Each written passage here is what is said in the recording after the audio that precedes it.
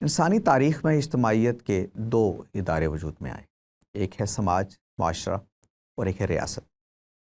سماج اور معاشرہ ایک فطری ادارہ ہے، ریاست ایک ضرورت سے وجود میں آنے والا ادارہ ہے۔ فطری ادارہ نہیں ہے ریاست، آپ کو معلوم ہے انسان کی تاریخ بڑا عرصہ ہے ایسا بغیر ریاست کے گزرا ہے، لیکن سماج کے بغیر نہیں گزرا۔ ایک جانب ہم امن اور اسلام کے لحاظ سے سیرت کانفرنسز کرتے ہیں، اور دوسری طرف آپ دیکھیں کوئٹہ میں ایک شخص پر الزام تھا، اس کو ایک پولیس والے نے مار دیا، اور دوسری طرف سندھ کے اندر ایک حادثہ پیش آیا، یعنی اس کو بیان کرتے ہوئے انسان خون کے آنسو ہوتا ہے کہ اس کو مسلمان جو ہیں وہ جلانا چاہتے تھے، اور ایک ہندو آگے بڑھ کے اس کو کہتا تھا اس کی جان دفن کرو، اس کو دفن کرو۔ آپ سوچئے کہ یہ اس اسلام کے نام پہ بننے والے ملک میں جہاں اسلامی قوانین بھی نافذ ہیں، جس کا یہ آئین ہے، اور قانونی لحاظ سے آپ دیکھیے کہ وہ سب رائج ہیں قوانین یہاں پر، اور اتنی مذہبی جماعتیں ہیں، اجتماعات ہوتے ہیں تو دیکھ کے انسان حیران رہ جاتا ہے، لاکھوں کے اجتماعات ہوتے ہیں، عمرے اور حج آپ دیکھیے، مسجدوں کو دیکھیے، لیکن لوگوں کا جنرل کانڈکٹ، خورشید صاحب یہ کیا ہے؟ ایک دفعہ کے اجتماع میں نے یہ بات عرض کی تھی کہ لوگوں نے تقریروں میں بڑی اس میں فخر کے ساتھ یہ بات کی کہ ساری دنیا پہ اسلام کا خوف طاری، لوگ ڈر رہے ہیں امت مسلمہ سے، اور مسلمان کہیں بیدار ہو گئے تو وہ اس کے خوف کی کیفیت ہے، تو اس لیے وہ اسلام کو مٹانا چاہتے ہیں۔ تو میں نے اپنی باری پہ یہ ان کی خدمت میں عرض کیا کہ یہ بات جس کو آپ کے لیے فخر کا باعث ہے، میرے لیے تشویش کا باعث ہے بطور مسلمان، اس لیے کہ اسلام تو کوئی خوف کی چیز نہیں ہے۔ اگر دنیا میرے کسی رویے کی وجہ سے اسلام کے بارے میں خوف میں مبتلا ہو رہی ہے تو یہ بات میرے لیے باعث شرمندگی بھی ہے، باعث تشویش بھی ہے۔ اس کا مطلب ہے کہ میرے کانڈکٹ میں کوئی چیز ایسی ہو گئی کہ جو دین کو پیش کرنے کے بارے میں کہیں غلطی مجھ سے ہو گئی کہ میں جس دین کا لمبردار ہوں لوگ اب اس سے خوف کھانے لگے۔ کہ قیام پاکستان کے بعد سے ہمارے ہاں اعلیٰ درجے کے اخلاق کے نمونے، اعلیٰ درجے کے علمی معیار کے لوگ، اور اداروں کے اندر میرٹ کا ہونا یا نہ ہونا، اور اسی طرح سے سیاست کے میدان میں بھی میڈیوکریٹی یعنی اس کا رواج ہو گیا، اور جس کو کہیے کہ کسی چیز میں اب آگے بڑھنا یا اس میں بہترین لوگ پیدا کرنا، یہ اداروں کا مطمع نظر نہیں رہا، اور مطمع نظر رہا تو صرف یہ رہا کہ یہ طاقت کیسے حاصل کرنی ہے۔ یہ بدقسمتی سے کوئی بھی سرکاری سطح پہ جب اس طرح کی آرگنائزیشن بن رہی ہوتی ہیں تو وہ سوشل چینج کو اس طرح سے اپنا موضوع نہیں بنا پاتی۔ پرفارمنس ایک اور انڈیکیٹرز ہوتے ہیں اس کو ظاہر کرنے کے، اور وہ ان کو بنانے پڑتے ہیں۔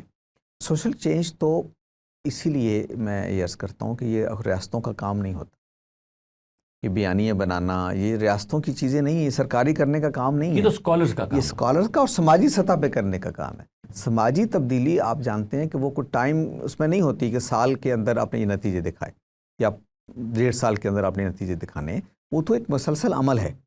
السلام علیکم خورشید صاحب، خورشید احمد ندیم صاحب، ہمارے ملک کے ممتاز دانشور، کالم نگار، مصنف، ادیب، مقرر، اور اس وقت جو ہمارے ہاں ایک اسلام آباد کا ایک بڑا دینی ادارہ ہے، رحمت للعالمین و خاتم النبیین اتھارٹی، آپ اس کے سربراہ بھی ہیں۔ میں آپ کو ایک بار پھر خوش آمدید کہتا ہوں۔ خورشید بھائی، ہم نے پچھلے اپنی نشست میں اس پر کچھ بات کی تھی کہ جو مذہب، اخلاق، سیاست، اس پہلو سے یہ کیا مسئلہ ہوا ہے کہ اخلاق پیچھے چلا گیا، سیاسی معاملات آگے آ گئے، اور اس کا نتیجہ یہ ہوا کہ اخلاق کی تعلیم، تربیت اور اس کا احساس بہت ہی کمزور پڑ گیا۔ اور اس کا ایک المناک پہلو یہ ہمارے سوسائٹی میں نکلا کہ مذہبی جماعتیں بہت نمایاں ہو گئیں، وہ بڑی طاقتور ہو گئیں، ان کی بڑی فالوئنگ ہے، اسی طرح جیسے کہ دوسری سیاسی جماعتوں کی فالوئنگ ہے۔ اب مدرسے بھی ان کے ساتھ شامل ہیں، اور ان کی ایک طاقت اس پہلو سے ہے کہ وہ لوگوں کے عقائد اور ان کے جذبات اور وہ نازک معاملات جن میں لوگ جان دینے کو بھی تیار ہو جاتے ہیں، اس کے علمبردار انہی کی جماعتوں میں ہیں۔ اس کے لحاظ سے اگر ہم سوسائٹی کا جائزہ لیں تو کچھ ہمارے ہاں جو رجحانات پائے جاتے ہیں وہ عدم برداشت کے ہیں، کچھ تشدد کے ہیں، کچھ درست خوئی کے ہیں، بلکہ یہاں تک کہ کچھ لوگوں کے ساتھ بڑی بڑی زیادتیاں ہوتی رہی ہیں، قتل و غارت تک ہو گیا۔ ابھی آپ جیسے میں ذکر کر رہا تھا آپ سے پچھلی بار کہ ایک جانب ہم امن اور اسلام کے لحاظ سے سیرت کانفرنسز کرتے ہیں، اور دوسری طرف آپ دیکھیں کوئٹہ میں ایک شخص پر الزام تھا، اس کو ایک پولیس والے نے مار دیا، اور دوسری طرف سندھ کے اندر ایک سندھ میں بھی حادثہ پیش آیا، ایسے یعنی اس کو بیان کرتے ہوئے انسان خون کے آنسو ہوتا ہے کہ اس کو مسلمان جو ہیں وہ جلانا چاہتے تھے اور ایک ہندو آگے بڑھ کے اس کو کہتا تھا اس کی جان چھوڑ، دفن کرو، اس کو دفن کرو۔ آپ سوچئے کہ یہ اس اسلام کے نام پہ بننے والے ملک میں جہاں اسلامی قوانین بھی نافذ ہیں، جس کا یہ آئین ہے، اور قانونی لحاظ سے آپ دیکھیے کہ وہ سب رائج ہیں قوانین یہاں پر، اور اتنی مذہبی جماعتیں ہیں، اجتماعات ہوتے ہیں تو دیکھ کے انسان حیران رہ جاتا ہے، لاکھوں کے اجتماعات ہوتے ہیں، عمرے اور حج آپ دیکھیے، مسجدوں کو دیکھیے، لیکن لوگوں کا جنرل کانڈکٹ، خورشید صاحب یہ کیا ہے؟ ڈاکٹر صاحب یہ بہت ہی دکھ اور تکلیف کی بات ہے، اور ظاہر ہے بطور مسلمان میرے لیے تو اور زیادہ پریشانی کی بات بھی ہے۔ ایک دفعہ کے اجتماع میں میں نے یہ بات عرض کی تھی کہ لوگوں نے تقریروں میں بڑی اس میں فخر کے ساتھ یہ بات کی کہ ساری دنیا پہ اسلام کا خوف طاری، لوگ ڈر رہے ہیں امت مسلمہ سے، اور مسلمان کہیں بیدار ہو گئے تو وہ اس کے خوف کی کیفیت ہے، تو اس لیے وہ اسلام کو مٹانا چاہتے ہیں۔ تو میں نے اپنی باری پہ یہ ان کی خدمت میں عرض کیا کہ یہ بات جس کو آپ کے لیے فخر کا باعث ہے، میرے لیے تشویش کا باعث ہے بطور مسلمان، اس لیے کہ اسلام تو کوئی خوف کی چیز نہیں ہے۔ اگر دنیا میرے کسی رویے کی وجہ سے اسلام کے بارے میں خوف میں مبتلا ہو رہی ہے تو یہ بات میرے لیے باعث شرمندگی بھی ہے، باعث تشویش بھی ہے۔ اس کا مطلب ہے کہ میرے کانڈکٹ میں کوئی چیز ایسی ہو گئی کہ جو دین کو پیش کرنے کے بارے میں کہیں غلطی مجھ سے ہو گئی کہ میں جس دین کا لمبردار ہوں لوگ اب اس سے خوف کھانے لگے۔ میں نے کہا میری کامیابی تو یہ ہے کہ لوگ یہ کہیں کہ یار یہ ہے وہ دین جو میرے دل میں ہے، ہاں، اور یہ ہے وہ چیز اصل میں جو اس کو یہ ایڈریس کر رہا ہے، اور یہ ہے وہ چیز اگر میں اس کو اپنا لوں گا تو مجھے امن بھی ملے گا، مجھے خوشی بھی ملے گی، میری زندگی مسائل سے نجات بھی پائے گی۔ تو میں نے کہا کہ یہ ایک بڑی تشویش کی چیز ہے جس کو سمجھنا جس کو آپ فخر سے بیان کر رہے ہیں۔ ڈاکٹر صاحب اس پہ آپ غور فرمائیں گے تو یہ اصل میں وہ مائنڈ سیٹ کی چیز ہے جو ہمارے لیے اس وقت پرابلم پیدا ہو گئی ہے، جو غلبے کی نفسیات سے وجود میں آتی ہے۔ نفسیات میں۔ اچھا اب آپ دیکھیں تھوڑا سا ایک اور اینگل سے دیکھیے، انسانی تاریخ میں اجتماعیت کے دو ادارے وجود میں آئے، ایک ہے سماج معاشرہ اور ایک ہے ریاست۔ سماج اور معاشرہ ایک فطری ادارہ ہے، ریاست ایک ضرورت سے وجود میں آنے والا ادارہ ہے، فطری ادارہ نہیں ہے ریاست۔ آپ کو معلوم ہے انسان کی تاریخ بڑا عرصہ ہے ایسا بغیر ریاست کے گزرا ہے، لیکن سماج کے بغیر نہیں گزرا۔ سماج تو اس دن بن جاتا ہے جب دو میاں بیوی ملتے ہیں، تو سماج ہماری فطری ضرورت ہے۔ سماج کی جو ضروریات ہیں اس کے تحت پھر ادارے بھی بنتے ہیں، سماجی ادارے وجود میں آتے ہیں۔ انسانی تاریخ یہ بتاتی ہے کہ جیسے انسان کا ایک مادی وجود ہے ویسے اس کا اخلاقی وجود بھی ہے، تو مادی وجود کی بقا کے لیے بھی بہت سارا سامان انسان نے کیا، اپنے اخلاقی وجود کی بقا کے لیے بھی بہت سارا سامان کیا۔ تاریخ میں ہم زیادہ نہیں پڑھتے، لیکن انبیاء کی تو معلوم تاریخ کے اندر ہمیں معلوم ہے کہ وہ اس لیے آئے کہ انسان کی اس اخلاقی وجود کی بقا کا کوئی سامان کرے۔ مادی وجود کی بقا کے لیے تو وہ کرتا ہی رہا ہے، کبھی اس نے پتھر کے زمانے میں درختوں کو کاٹ کے اپنے لیے خوراک تیار کری، کبھی لباس بھی اپنے لیے تیار کر لیا، سردی گرمی سے بھی اس نے بچا لیا، اس کے لیے کوئی پیغمبروں کی ضرورت اس کو پیش نہیں آئی۔ لیکن اس کو یہ پرابلم ہمیشہ رہا کہ اخلاقی وجود کی وہ کیسے اصلاح کرے، وہ تھا تو اس کے اندر وجود تھا، جذبات بھی تھے، تو اس کے لیے پھر پیغمبر آئے اور انہوں نے ان کو اخلاقی وجود کو پاکیزہ بنانے کے لیے یا اس کو صحت مند بنانے کے لیے، زیادہ اگر ہم ایک غیر مذہبی لفظ استعمال کریں، اس کو صحت مند بنانے کے لیے اس کو آداب سکھائے۔ اب ہوا یہ کہ سماج کے یہ جو ادارے تھے ہمارے ہاں، جب ریاست بنی اور پھر پاکستان کے بعد اب اگر آپ غور کیجیے ہمارے حالات میں، تو ہمارے ہاں یعنی یہ پاکستان جب بن رہا تھا تو میں کئی دفعہ لوگوں سے کہتا ہوں کہ پاکستان ایک مسلمان معاشرے کی جدوجہد کا نتیجہ تھا، یعنی پہلے سے ایک مسلمان معاشرہ موجود تھا۔ انگریزوں کے دور میں ایسا نہیں ہوا کہ مسلمان معاشرہ ختم ہو گیا، آپ کا اقتدار ختم ہوا، مسلمان معاشرہ موجود رہا۔ اس مسلمان معاشرے نے آپ کے جوہر کو زندہ رکھا، کوئی انجمن حمایت اسلام بن گئی، کوئی علی گڑھ مدرسہ اسکول بن گیا، کالج بن گیا، کوئی دیوبند دارالعلوم بن گیا۔ تو یہ سارے ادارے کیوں کام کر رہے تھے؟ کوئی آپ کے مذہبی روایت کو برقرار رکھنا چاہ رہا تھا، کوئی آپ کے مادی وجود کی بقا کا سامان کر رہا تھا، کوئی آپ کے لیے اخلاقی سطح پہ اور سماجی سطح پہ جیسے انجمن حمایت اسلام وغیرہ تھی کہ آپ لوگ وسائل جمع کریں، بہبود کے لیے کام کر رہا تھا۔ یہ نیچرل ہے کہ ادارے اسی طرح سے وجود میں آتے ہیں۔ پاکستان بننے کے بعد پرابلم یہ ہوا کہ یہ سب ادارے یا تو ختم ہو گئے یا ری اورینٹیشن ہو گئی۔ اچھا اب دیکھیں مدرسہ کیوں بنا تھا؟ مدرسہ اس لیے بنا تھا کہ آپ کے ہاں وہ اہل علم پیدا ہوں جو آپ کی اس دینی روایت کو زندہ رکھے۔ خانقاہ اس لیے بنی تھی کہ آپ کے اخلاقی وجود کو، سوسائٹی کے اخلاقی وجود کو زندہ رکھا جائے۔ اب ہوا یہ کہ کچھ عوامل ایسے پیدا ہو گئے کہ جس سے ان دونوں کا یہ رول جو ہے وہ تبدیل ہوتا گیا سوسائٹی کے اندر، مدرسے کا بھی اور خانقاہ کا بھی۔ اب وہ بڑے یعنی آپ کی علماء جو کبھی مدرسہ پیدا کرتا تھا وہ اس سطح کے اب پیدا نہیں کر رہا۔ وہ بڑے جو آپ کے تزکیہ کرنے والے لوگ تھے، مربی تھے، مزکی تھے، وہ اب آپ کے ہاں سے پیدا نہیں ہو رہے، اور ان کی نتیجے میں کیا ہو رہا ہے کہ وہ ادارے ایک اور شکل اختیار کرتے چلے گئے۔ اس سے آپ کا جو سوشل فیبرک ہے، آپ کا جو سماجی وجود ہے، وہ کمزور ہونا شروع ہو۔ کیا وجہ ہے خورشید صاحب اس کی وجہ یہ ہے کہ جو وہ مدرسے سے جو دین کا ابلاغ ہوا یا دین کی جو تفہیم سامنے آئی، وہ بدقسمتی سے اپنے اصل جوہر سے کٹی ہوئی تھی۔ عوامل ہیں، اس پہ ہم نے پچھلے پروگرام میں بات کی کہ کیسے چیزیں تبدیل ہوئیں۔ خانقاہ کا ادارہ بھی یہ ایک ہوا شکار زوال کا۔ اچھا، یہ آپ غور کریں کہ خانقاہ کا ادارہ ہمارے یہاں نہیں تھا، یہ مسیحیوں میں بھی تھا، یہ یہودیوں میں بھی تھا، سب میں تھا، اور سب میں ایک پرابلم پیدا ہوئے۔ یہ اتنے پرابلم پیدا ہوئے کہ اللہ کو ایک رسول بھیجنا پڑا حضرت مسیح کی شکل میں، کہ جو لوگوں کو بتائے کہ یہ تمہارے اندر مذہب سب موجود ہے، لیکن تمہارے اس کا جوہر نکل گیا تمہارے اندر سے۔ یعنی اتنا بڑا پرابلم آپ کو معلوم ہے کہ مسیحیت، سیدنا مسیح کا سارا کام زور ہو گیا، ظاہر ہو گیا، زور ہو گیا۔ علماء بھی موجود تھے، فقیہ بھی موجود تھے، فریسی بھی موجود تھے، سب موجود تھے، لیکن دین اپنے جوہر سے نکل رہا تھا۔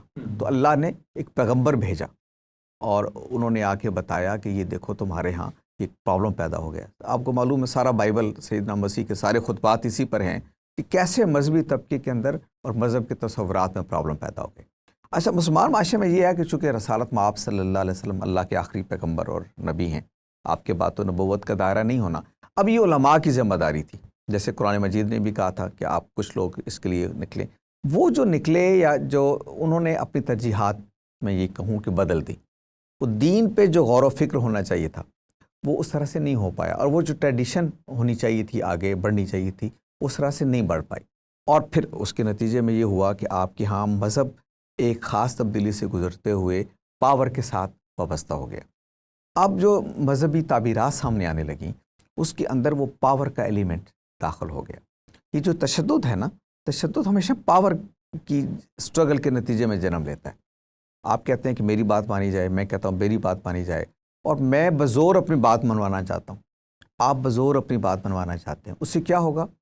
ایک تشدد پیدا ہوگا۔ ظاہر آپ دونوں تو نہیں رہ سکتے، سروائیول اس پاور کے اندر ایک ہوتا ہے کہ ایک ہی زندہ رہتا ہے۔ اس نے ایک تشدد کو جنم دیا۔ مذہبی تعبیرات بھی جب پاور کے گرد گھومنے لگیں تو ان کے ساتھ ایک تشدد کا ایلیمنٹ آتا چلا گیا۔ آپ کو معلوم ہے نا، بڑی یعنی انسانی تاریخ اپنے آپ کو دہراتی ہے۔ چرچ کا رول ذرا دیکھ لیجئے یورپ کے اندر کیا تھا۔ آپ لوگوں کی زندگی اور موت کے فیصلے کر رہے ہیں، لیکن پاور کا اس سے بڑا کنسیپٹ تو کوئی نہیں ہے نا کہ زندگی اور موت آپ کے ہاتھ میں ہے۔ بادشاہ دربار پہ کھڑا ہوا، یعنی نمرود نے جو کہا تھا نا کہ وہ انوکھی و امید، زندگی اور موت تو میں بھی دیتا ہوں۔ تو یہ جو احساس ہے کہ زندگی اور موت میرے ہاتھ میں ہے، یہ پاور معمولی شاید نہیں ہے۔ چرچ کے پاس کیا تھا؟ پروانے تھے موت کے، زندگی کے، اس کو چھوڑ دو، اس کو مار دو۔ یہ اسی طرح کا فنامنن ہمارے ہاں بھی بدقسمتی سے آ گیا کہ اہل مذہب نے بھی اپنے آپ کو جب پاور کا حصہ بنایا تو پھر انہوں نے بھی کہا زندگی اور موت کے فیصلے پر ہم بھی کریں گے۔ ان کے پاس کیا تھا زندگی اور موت کا فیصلہ کرنے کے لیے؟ وہی ایک ٹول تھا جس کو انہوں نے بدقسمتی سے استعمال کرنا شروع کیا۔ اچھا، اب آپ دیکھیے، یہ اس میں گریجول آپ کو ملے گا ارتقا۔ پہلے یہ ٹول فتوے کی شکل میں استعمال ہوتا تھا، کسی کی تکفیر کر دیا، آپ نے فتویٰ دے دیا۔ اب یہ تحریک بن چکی ہے، اور اب آپ اس کو بیدی ہی، اب آپ ہاتھ سے وہ جو کام پہلے فتوے سے کرتے تھے اب ہاتھ سے کرنے لگے۔ ایک اور تبدیلی یہ آئی کہ جب فتویٰ دیا جاتا تھا ماضی میں، اگر آپ 100 سال پہلے چلے جائیں تو کیا ہوتا تھا؟ فتویٰ ایک چھپ گیا، آپ نے کسی رسالے میں ایک مضمون لکھ دیا کہ فلاں کی رائے آ گئی، یا آپ نے زیادہ تر کتاب شائع کر دی، وہ چند لوگوں تک پہنچے گی، کتاب کتنے لوگ پڑھیں گے، کتنے فتوے اس رسالے کو پڑھیں گے۔ اب یہ ہوا کہ وہ ایک سوشل میڈیا کا ایک بڑا کھڑا ہو گیا، ابلاغ کا غیر معمولی ذریعہ آپ کے پاس آ گیا۔ اب وہ فتویٰ، وہ ساری آپ جو جاری کرتے تھے، وہ بجائے اس یعنی محدود طبقے میں رہتا، وہ عوام میں آ گیا۔ ساتھ پاور آپ کے چونکہ ہاتھ میں، اس کو آپ استعمال کر رہے ہیں، کہ دونوں ایلیمنٹ نے مل کے وہ فیٹل کمبینیشن وجود میں آ گیا، جس کے نتیجے میں یہ سارا عمل جو پہلے محدود دائرے میں ہوتا تھا بڑے دائرے میں ہونے لگا۔ ایک ابھی مفتی صاحب کا واقعہ ہمارے سامنے ہے، اب آپ اس کو ایک ڈائمنشن سے غور کیجیے۔ ماضی میں ہمارے ہاں جو مسلکی اختلافات ہوتے تھے نا، اس میں ایک فتویٰ بازی چلتی تھی، آپ کو معلوم ہے بڑے تکفیر تک کی نوبت آئی، لوگوں نے فتوے دیے، بس وہیں تک رہتی تھی، وہیں تک رہتی تھی۔ اچھا اب کیا ہوا کہ وہ سوشل میڈیا پہ آ گئی۔ اگر آپ کو تھوڑا سا گہرائی سے تجزیہ کریں گے نا، تو سوشل میڈیا میں اس کی اساس مسلکی ہے۔ جن مفتی صاحب کو اس مشکل سے گزرنا پڑ رہا ہے، ان کا ہم مسلک لوگ کہہ رہے ہیں کہ ان کی جو معذرت ہے اس کو قبول کر لینا چاہیے۔ دوسرے مسلک کے لوگ کہہ رہے ہیں کہ نہیں، ان کی معذرت کو ہم قبول اس نہیں کریں، معاملے میں تو نہیں ہاں، ہوتی۔ نہیں ہوتی، تو ہوتی نہیں ہے۔ اچھا اب آپ نے دیکھا کہ یہ اس نے پھر یہ کیا ہے، یہ اصل میں پہلے سے موجود ایک عمل ہے جس نے ذرائع ابلاغ کے اس بڑے انقلاب کے نتیجے میں ایک عوامی سطح پر وہ معاملہ اختیار کر لیا۔ ساتھ ہی وہ پاور کا، جیسے میں نے بتایا، اب آپ کے پاس ہتھیار ہے تو اب آپ اس کو ضائع تو نہیں ہونے دیں گے۔ یہ وہ چیز ہے جس کو میں کہتا ہوں کہ بہت دردمندی سے ایڈریس کرنے کی ضرورت ہے ہمارے علماء کو، اس لیے کہ اب آپ دیکھ رہے ہیں کہ اس کا جو مخاطب بن رہا ہے، میں آپ کو نام لے کے بتا سکتا ہوں کہ کون کون بریلوی علماء اس دور میں اس کے مرتکب قرار پائے گئے مخالفین کی نگاہ میں، کون سے دیوبندی علماء ہیں جو اس جرم کے مرتکب قرار پائے گئے مخالفین کی نگاہ میں، کون سے شیعہ ہیں، کون سے سنی، میں آپ کو نام لے کے بتا سکتا ہوں۔ کہنے کا مطلب یہ ہے کہ آپ کا فتویٰ اب عوام پر نہیں، ایک دوسرے پر بھی استعمال ہونے لگا۔ تو میں تو دردمندی سے یہ درخواست کر سکتا ہوں کہ اب وقت ہے کہ ہمارے علماء اب اس پہ مل بیٹھیں، تو تھوڑا غور کریں کہ ہم نے اس معاشرے میں اگر اسی طرح چلنا ہے تو پھر کوئی محفوظ نہیں رہے گا۔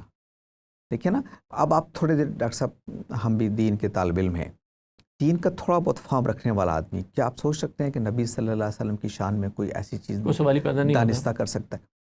تو لیکن اب وہ مفتی جیسے لوگ، یعنی جن مفتی صاحب کا ہمیں حوالہ دے رہا ہوں، وہ ہم ان سے اختلاف بھی کر سکتے ہیں، لیکن وہ اپنے فہم کے مطابق دین بیان کرتے ہیں، وہ قرآن پر ایمان رکھنے والے آدمی ہیں، وہ نبی صلی اللہ علیہ وسلم کی ختم نبوت پر، آپ کی نبوت پر ہر طرح سے اسی طرح کا ایمان رکھنے والے آدمی ہیں جس طرح کوئی اور آدمی ایمان رکھتا ہے، لیکن اس زد میں ہے۔ یہ جو ساری بات آپ نے کی، اس سے یہ اندھوناک حقیقت سامنے آ رہی ہے کہ قیام پاکستان کے بعد سے ہمارے ہاں اعلیٰ درجے کے اخلاق کے نمونے، اعلیٰ درجے کے علمی معیار کے لوگ، اور اداروں کے اندر میرٹ کا ہونا یا نہ ہونا، اور اسی طرح سے سیاست کے میدان میں بھی میڈیوکریٹی، یعنی اس کا رواج ہو گیا، اور جس کو کہیے کہ کسی چیز میں اب آگے بڑھنا یا اس میں بہترین لوگ پیدا کرنا، یہ اداروں کا مطمع نظر نہیں رہا، اور مطمع نظر رہا تو صرف یہ رہا کہ طاقت کیسے حاصل کرنی ہے، اور شارٹ سائٹڈنس، اور اس بالکل، اور اس لالچ کو میں یہ دیکھتا ہوں کہ شاید ایک دور تھا جو پہلے 10-11 سال جو ایوب خان صاحب کے تھے، آپ بظاہر کہیں وہ ایک اسٹیبلٹی کا دور تھا، لیکن اس زمانے میں کوئی ادارے آگے نہیں بڑھے۔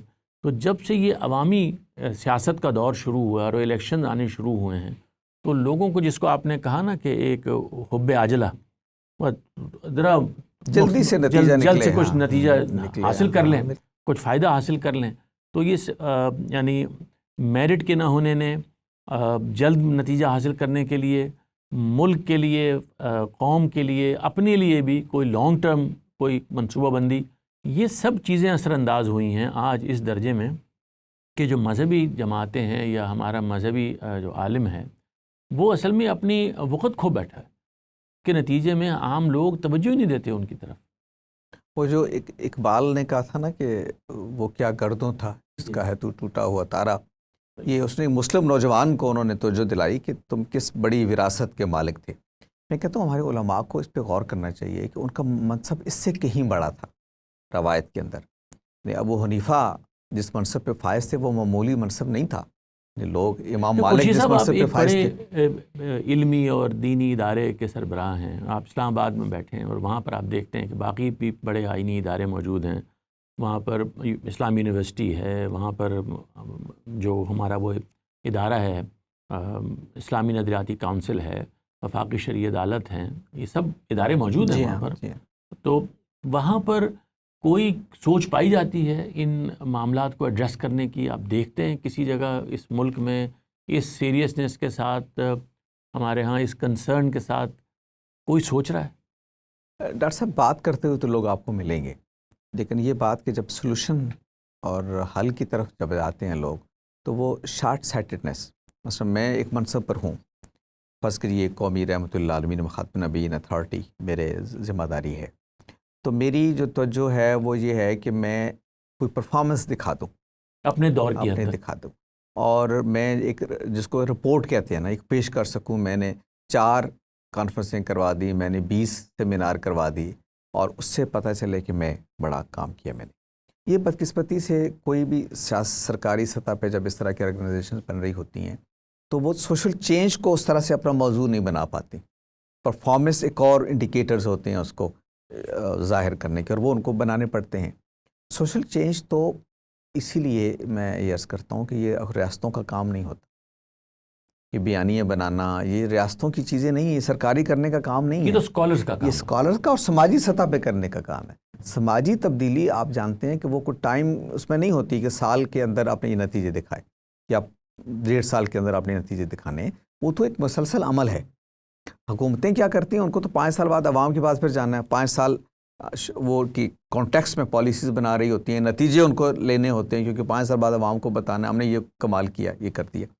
سوشل چینج اسی لیے ریاست نہیں کر پاتی، ریاستی ادارے نہیں کر پاتے، یہ ان کا مینڈیٹ ہی نہیں ہوتا، وہ فطرتاً اس کے لیے بنے ہی نہیں ہوتے۔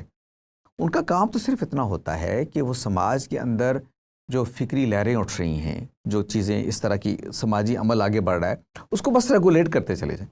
یعنی ایسا نہ ہو کہ کوئی لہر ایسی اٹھے جو سماجی امن کے لیے پرابلم بن جائے، اس کو ریگولیٹ کریں، بس اتنا۔ ساری دنیا میں ڈاکٹر صاحب یہی ہوتا ہے۔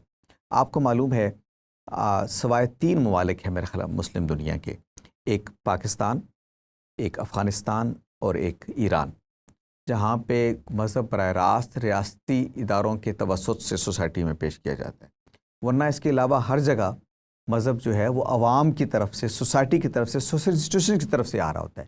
ریاست بس اتنا کر رہی ہوتی ہے کہ اس کو ریگولیٹ کر رہی ہوتی ہے۔ اب ترکی میں دیکھ لیں، ترکی میں اگرچہ اسلام پسندوں کی حکومت ہے، لیکن کوئی آپ نے کبھی سنا کہ اردوغان نے کوئی اسلام کی اس پہلو سے کوئی ادارہ بنا دی ہو؟ نہیں، سوسائٹی کے اندر موجود ادارے ہیں، ان کو آپ ریگولیٹ کر دیتے ہیں۔ ساری دنیا میں ہم دیکھتے ہیں کہ جو جامع مسجد کا تصور ہے یہ ریاست کے پاس ہے۔ ریاست یہ نہیں کر رہی کہ وہ جامع مسجد بنا رہی ہے، وہ کہتی بنائیں، یہ ہم قوانین ضوابط بنا دیتے ہیں، اس کے تحت آپ بنائیں۔ تو مذہب کا جو کام ہے وہ سماجی تبدیلی لانا ہے، لوگوں کے کردار کو تعمیر کرنا ہے، یہ ریاست کی ذمہ داریوں میں سے نہیں ہے۔ ریاست کی ذمہ داری تو یہ ہے کہ اوورآل ایک آرڈر قائم رہے، جس کے نتیجے میں آپ اپنی حدود کا خیال رکھیں، میں اپنی حدود کا خیال رکھوں، اور کہیں ایسا صورت پیدا نہ ہو جائے جس میں لوگوں کے جان و مال کے تحفظ کے پرابلم پیدا ہو۔ اب دیکھیے پرابلم یہ ہو رہا ہے کہ جہاں جان و مال کے پرابلم پیدا ہو رہے ہیں، ہماری ریاست مداخلت بھی نہیں کرتی، کیونکہ وہاں دوسری قسم کی طاقتیں انوالو ہو جاتی ہیں۔ یعنی دیکھیں مذہبی تعبیرات اب یہ شکل اختیار کر لیں کہ لوگ اس کی بنیاد پر ایک دوسرے کی گردنیں کاٹنے لگے، تو لازم ہے نا کہ یہاں ریاست مداخلت کرے کہ آپ اپنا کام کر سکتے ہیں، لیکن یہ آپ کو حق نہیں ہے کہ آپ اس کی بنیاد پر عدالتوں تک دیکھا، ہاں، عدالتوں تک وہ جو مذہبی افکار کا دباؤ محسوس کیا گیا اعلیٰ ترین عدالت کے اندر۔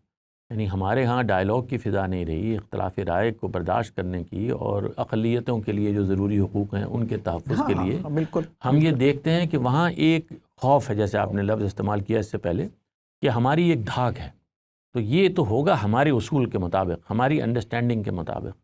آپ مجھے یہ بتائیے کہ کچھ اقدامات آپ سوچ سکتے ہیں جو آپ بتائیں جس میں یہ ہم کچھ اس میں آگے بڑھ سکیں۔ ایک آپ نے مسجد کا ذکر کیا، میرا یہ خیال ہے کہ وہ بہت ایک احسن قدم ہے، اگر اسٹیٹ کبھی ہمت کر سکے، اور ہمارے علماء ان کی کتابوں میں لکھا ہے کہ یہ دین کا حکم ہے، اور ان کو بتایا جائے کہ یہ اگر کر لیا جائے تو اس سے مذہبی ہم آہنگی اور قومی یگانگی بہتر ہوگی۔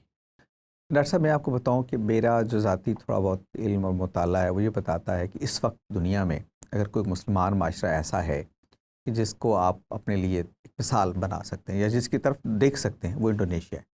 اچھا، انڈونیشیا وہ ملک ہے کہ جہاں مذہب کا تعلق سماج کے ساتھ ہے، ریاست کے ساتھ نہیں۔ وہاں کی تمام مرکزی مذہبی جماعتیں ساری توجہ سماج پہ دے رہی۔